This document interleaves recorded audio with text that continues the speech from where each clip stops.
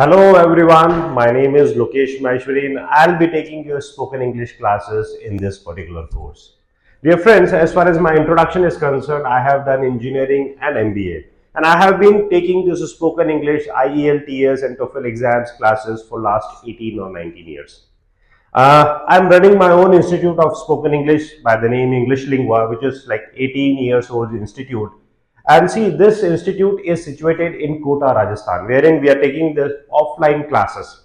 But with very means lot of happiness, I would like to inform you that English Lingua has come up with a very unique, innovative course for you all to teach you spoken English in a very simple and systematic method. दोस्तों बहुत ही unique एक हम course आपके लिए लेके आए हैं जो कि बहुत ही लिमिटेड वीडियोस के साथ आपको मिल रहा है और इसमें आप बहुत ही सिंपल आसान और एक नए टूल्स एंड टेक्निक्स के साथ आप स्पोकन इंग्लिश को बहुत जल्दी और बहुत आसानी से सीख जाओगे, ये मेरी आपको गारंटी है दोस्तों. Right, so let's get started friends. And this course will contain some videos wherein I will be taking your classes of grammar, vocabulary, fluency, practice, confidence building, everything I'll cover up in this course. And see, what you have to do is, whatever I ask you to do, whatever practice I give it to you during the course, you have to complete it on time. This is what you have to ensure. यही आपको एक इंश्योरिटी करनी है, यही सुनिश्चित करना है कि जो भी प्रैक्टिस, जो भी काम मैं आपको दे रहा हूं, वो आपको समय पे पूरा करना है. This is only what I require from your side. ठीक है, rest of the things will be completely done by me. बाकी सब चीजें मैं आपको करके दूंगा यहाँ पे. So are you ready to go with me? Are you ready to go on a journey of spoken English? Fine, that's very good, wonderful. So let's start. शुरू करते हैं आज हम spoken English. The question is, why do you want to learn English? Now see, this should be very clear in your mind, the purpose of spoken English. देखिए, कोई भी काम हम कर रहे हैं ना, कोई भी चीज हम करते हैं तो उसका रीजन हमें पता होना चाहिए. Why we are doing this particular thing? We should know, yeah, we should have a solid reason of doing it. Unless you have the solid reason of doing it, you will not put your full efforts. मतलब आपके पास अगर कोई अच्छा कारण नहीं होगा ना, आपके अंदर से वो चीज नहीं आएगी. तो सबसे पहले तो आपको पता होना चाहिए कि हम इंग्लिश क्यों सीख रहे हैं. सबके अलग अलग रीजन हो सकते हैं. स्टूडेंट्स के लिए अलग हो सकते हैं, प्रोफेशनल्स के लिए अलग हो सकते हैं, हाउसवाइफ के लिए अलग हो सकते हैं. सबके लिए रीजन अलग हो सकते हैं, लेकिन ultimately our destination, our goal is same. वो सेम है कि हमें सबको इंग्लिश में फ्लुएंट होना है. Right, and that is why we are learning this spoken English. So you should be clear with what is your goal of learning English. Point number 1. Second is, now my question is, what all things we require for learning English? क्या क्या चीजें चाहिए हमें English को सीखने के लिए?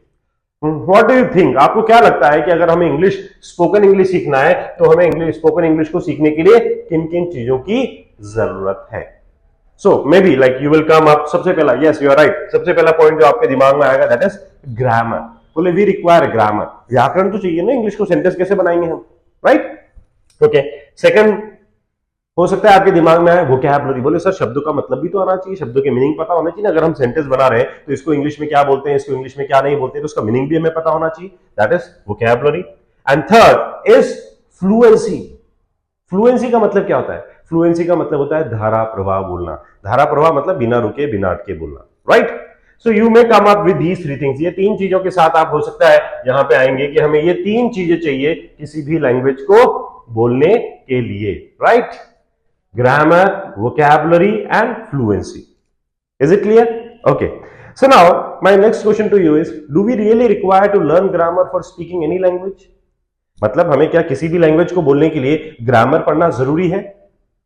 तो some of you may say yes sir we require grammar and some of you say we do not require grammar. Let me make this point very clear. इसको और थोड़ा सा हम क्लियर करते हैं कि ग्रामर की जरूरत है या नहीं है. Let's say कि मैंने आपको साउथ इंडिया में कहीं भेज दिया, मैंने आपको ऐसी जगह भेज दिया ना तो वहां के लोग हिंदी बोलना जानते हैं ना वहां के लोग इंग्लिश बोलना जानते हैं. अब वो सिर्फ उनकी रीजनल लैंग्वेज में बात करते हैं, लेट्स से कि तमिल, तेलुगु, जो भी कुछ होती है. अब आप वहां पहुंचे और आपको लग रही है बहुत तेज प्यास, तो अब आप कैसे पानी मांगेंगे? राइट, लेट्स से कि कोई साउथ इंडियन आदमी आपके सामने खड़ा हुआ है, अब आपको उससे पानी मांगना है, तो कैसे पानी मांगोगे? राइट, कैसे मांगोगे? Yes, you will use a sign language. क्योंकि आप हिंदी बोलोगे उनको समझ में नहीं आएगा, इंग्लिश बोलोगे उनको समझ में नहीं आएगा, उनकी लैंग्वेज आपको आती नहीं है, तो आप क्या करोगे? You will use sign language. Sign language means either you will do like this और you will do like this.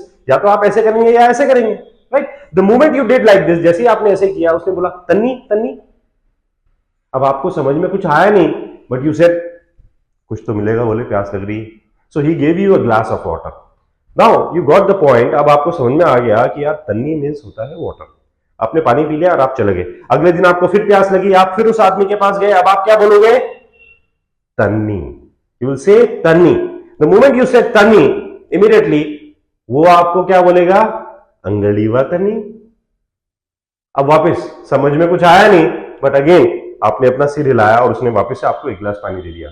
अंगड़ीवा तन्नी मतलब आपको पानी चाहिए, राइट? तो slowly and gradually what are you doing? आपने तन्नी सीखा, फिर अंगड़ीवा तन्नी सीखा, आप धीरे धीरे कर क्या रहे हो? Yes, you are right, you are learning that language, but are you learning any grammar? कोई ग्रामर पढ़ रहे हो क्या आप? No, you are not learning any grammar. आप कोई ग्रामर नहीं पढ़ रहे हो, but you are learning that language. आप उस लैंग्वेज को सीख रहे हो। I give you another example. एक छोटा बच्चा होता है, फर्स्ट क्लास सेकंड क्लास का बच्चा, 4 साल 5 साल 6 साल का बच्चा, अच्छी खासी हिंदी बोल लेता है। हमारे कंट्री में छोटे बच्चे जो होते हैं वो अच्छी खासी हिंदी बोल लेते हैं। अब आपको क्या लगता है कि फर्स्ट क्लास सेकंड क्लास का बच्चा पूरी ग्रामर पढ़ लेता है क्या हिंदी की? फिर वो कैसे हिंदी बोल पाता है? राइट, अब वो हिंदी बोल पाता है इन 2 चीजों से। First is through an atmosphere से, एंड सेकंड इज प्रेशर। ये 2 चीजें चाहिए दोस्तों हमें किसी भी लैंग्वेज को सीखने के लिए, एटमॉस्फेयर एंड प्रेशर, राइट? अगर ये 2 चीजें मिल जाती तो हम किसी भी लैंग्वेज को बोलना सीख सकते हैं। तो मेरा आपसे वापस क्वेश्चन है कि क्या हमें किसी भी लैंग्वेज को बोलने के लिए ग्रामर पढ़ना जरूरी है? Okay, then why do we learn grammar? फिर हम ग्रामर क्यों पढ़े? Now again we learn grammar. हम लोग ग्रामर पढ़ते हैं, we learn grammar basically for 3 reasons. हम ग्रामर यहां पे पढ़ते हैं 3 रीजंस की वजह से। First, we learn grammar for good writing skills. एक अच्छी लैंग्वेज को लिखने के लिए ग्रामर पढ़ना बहुत जरूरी है दोस्तों, for good writing skills. And second, we learn grammar for good understanding.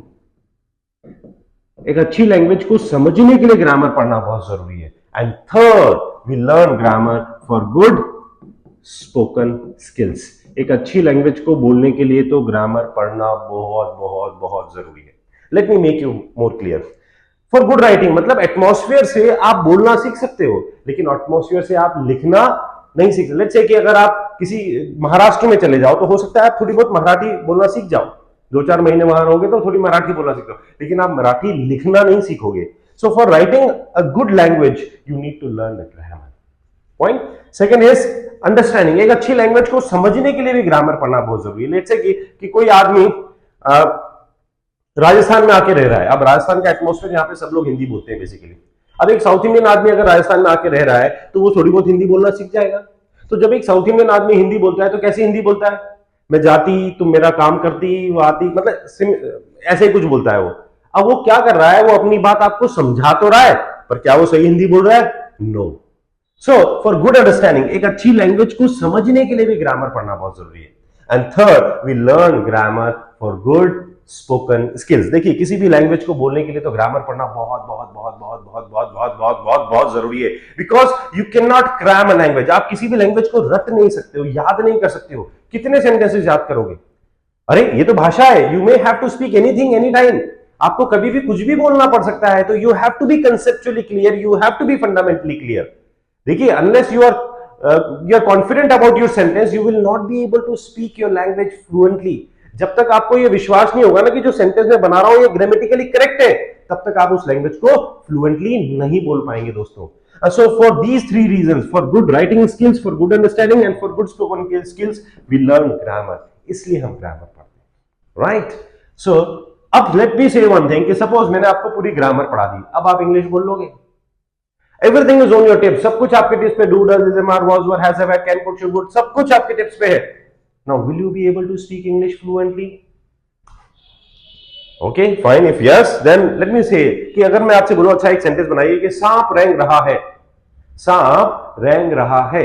So how will you make this sentence? सांप रेंग रहा है। तो आपने बोला सर ये तो बहुत सिंपल है, सांप रेंग रहा है, रही है, मतलब it's a continuous sentence, right? Continuous means is am are plus ING. अब सांप, सांप मतलब हो गया स्नेक, तो स्नेक इज, अब इज क्या, snake is, snake is, snake is, snake is, इतनी देर में तो स्नेक चला ही जाएगा बॉस। तो हमें जब तक उस रेंगने का मतलब मालूम नहीं होगा कि snake is creeping, we will not be able to complete the sentence. So, my dear friends, vocabulary is more important than grammar. You can survive after making mistake in grammar, but you cannot survive with lack of vocabulary. मतलब grammar में गलती करके आप अपनी बात समझा सकते हो। अगर मैं यहाँ पे is नहीं लिखता, अगर मैं यहाँ पे ing नहीं लगाता, तो भी आपको समझ में आया था कि स्नेक, क्रीप, ये दो चीजें लिखता तो भी आपको बात समझ में आती कि सांप रेंगना मतलब इस तरह का कोई काम हो रहा है। लेकिन अगर मेरे को क्रीपिंग मतलब रेंगने का मतलब नहीं मालूम है, तो मैं सेंटेंस को पूरा नहीं कर पाऊंगा, मैं अपना मैसेज कन्वे नहीं कर पाऊंगा। तो vocabulary is more important than grammar. Vocabulary जो होती है वो ग्रामर से भी ज्यादा इंपॉर्टेंट होती है। Right friends? ओके, नाउ देखिए, एक नॉर्मल इंग्लिश बोलने के लिए हमें कितनी वोकैबुलरी चाहिए? How much vocabulary do we require for speaking a normal English? Tell me, आपको क्या लगता है कितनी वोकैबुलरी चाहिए हमें नॉर्मल इंग्लिश बोलने के लिए? How much vocabulary we require? देखिए, for normal English we require around 1500 words vocabulary. 1500 words की वोकैबुलरी चाहिए दोस्तों for normal English. For good English we require around 3000 words vocabulary. लगभग 3000 से 3500 वर्ड्स की वोकैबुलरी चाहिए। And for having an excellent, excellent मतलब होता है फ्लॉलेस, शानदार कम्युनिकेशन के लिए we read around 6000 words vocabulary. 6000 words की वोकैबुलरी हमें चाहिए दोस्तों। So our initial target is 1500 words. हमारा जो इनिशियल टारगेट है वो क्या है? 1500 words. And the interesting part is out of these 1500 words we already know 200 to 300 words. 200 से 300 वर्ड्स हमें ऑलरेडी आते हैं, जो हम हमारी डे टू डे लाइफ में यूज करते हैं ना कि यार कल वहां पे ना एक्सीडेंट हो गया, तो वहां पर एक्सीडेंट हो गया तो accident is a word which we are using. दुर्घटना हो गई, हम ऐसे थोड़ी बोलते। कल तो मैं यार प्रोग्राम में गया था, फंक्शन में गया था, मैं समारोह में गया था, ऐसे नहीं बोलते ना। तो ये 200 से 300 वर्ड्स हमें ऑलरेडी आते हैं। अब हमें जो रिमेनिंग है 1000-1200 वर्ड्स वो हमें सीखने हैं, and then we will start speaking English, normal English, right? Then slowly and gradually we'll move from normal to good and then from good to excellent. So this is how this learning process takes place. So अगर मैं आपसे बोलूं कि मैंने आपको पूरी grammar पढ़ा दी, vocabulary भी हमने सीख ली, लेट्स से कि हमने ये 1500 वर्ड्स की वोकैबुलरी लर्न कर ली, हमने सीख ली, ग्रामर भी हमने सीख ली, अब आप इंग्लिश बोल लोगे? ग्रामर पढ़ ली है, वोकैबुलरी पढ़ ली है, इंग्लिश बोल लोगे? तो आप बोलेंगे, बोले हाँ सर पढ़ लेंगे, बिल्कुल बोल लेंगे, इसमें क्या दिक्कत है? Now the thing is, the only thing which we require is, अब आप बोलेंगे सर बोल तो लेंगे लेकिन धीरे धीरे बोलेंगे, जमा जमा के बोलेंगे, अटक अटक के बोलेंगे। So what do we need? हमें क्या चाहिए? We need fluency. Fluency मतलब क्या होता है? Fluency का मतलब होता है धारा प्रवाह बोलना। अब ये fluency कैसे आती है? How do we get this fluency? Now this fluency comes with practice.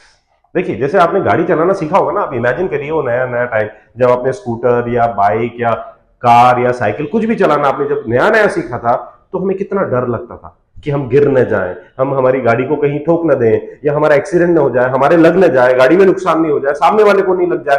तो ये सारी की सारी चीजें हमारे दिमाग में आती थी, लेकिन फिर भी हमने गिव अप नहीं किया। हो सकता है आप गिरे भी हो, लगी भी हो, लेकिन आपने गिव अप नहीं किया और आप क्या करते रहे? प्रैक्टिस करते रहे। और आज आप इतने कॉन्फिडेंट हो चुके हो कि आप किसी भी जगह पे कैसे भी छोड़ दो, आप अपने घर पे वापस इजीली लौट सकते हो।